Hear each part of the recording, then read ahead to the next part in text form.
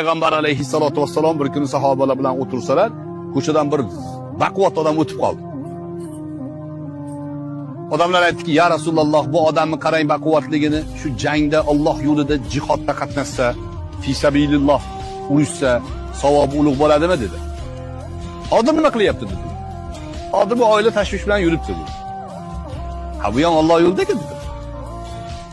Qarang, jangda jonini tikib o'limga ro'baro ketish bilan erkak kishi oilasini boqaman deb ko'chaga chiqishligini tenglashdi dedi. Shuning uchun ayollar erlarning qadriga yetinglar. Ular jangga chiqqan odam. Erkak kishi ko'chada ming xil tashvish, ming xil odam bilan gaplashadi. Boshida ming xil fikr o'y bo'ladi, uyga kelganda yana ming'irlaydigan xotinga duch kelmasin. Uyga kelganda xotin har doim erini ko'nglini ko'tarishi kerak. Chunki er ko'chadagi tashvishlardan qutulib uyga intiladigan bo'lib qolish kerak. Nimaga? Uyga borganda xotini ko'nglini ko'taradi-da buni. Bu saodat, bu baxt xonadoni shunaqa bo'ladi.